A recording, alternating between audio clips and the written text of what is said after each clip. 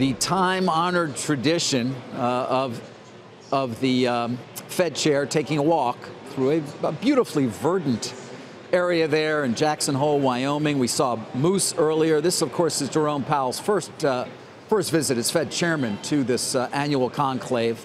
Let's bring in Steve Liesman for the great significance of watching this walk. Steve. Yeah, it's hard to overemphasize the significance of this walk, in part because I can think of none other than the idea that the chairman is in front of the cameras now. He's walking with John Williams, the newly appointed or the newly named president of the New York Federal Reserve Bank, ex of the San Francisco Federal Reserve Bank, and with Esther George, the Kansas City Fed president, who you saw on our air yesterday.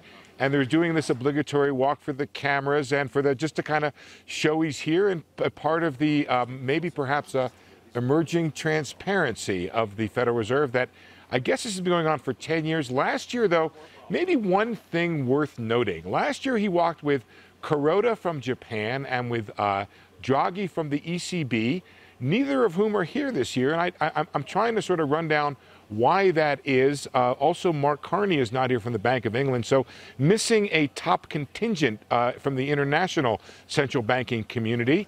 And the year before that, I believe it was Fisher, the vice chairman, and Dudley, the president of the New York Bank. And it's worth noting, guys, there is no vice chairman of the central bank right now because although named by the president and approved by Senate banking, not been approved by the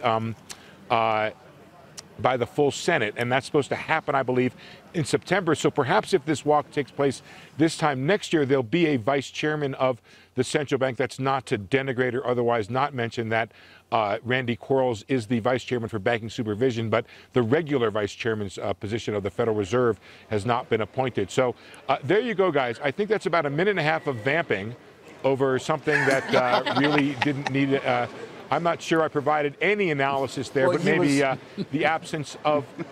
Sorry? Next year we make it even bigger, Steve. Even bigger. I just had one quick question. Do you think we could, one quick question. We could get a drone, perhaps, for next year? Yeah.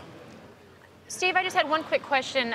The fact that you mentioned that we have the heads of a number of major central banks not present this year, how unusual is it to see something like that? They're usually here. And what's interesting is I normally send requests for interviews well ahead of time, and nobody wrote me back this year. It was kind of, I was taking it a little bit personally. They usually write me back to refuse my interview requests, and this year they didn't write me back at all. So that's a note to Michael over there at the ECB and my friend over there at the Bank of England. I don't know the significance of it. They're not here. There's a lot of interest.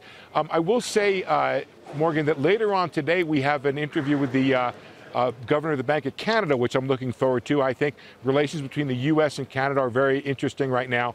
I think that's going to be an interesting interview to talk about. I had intended and hoped to bring more of an international flavor to our reporting right now because of all the international economic issues that are out there.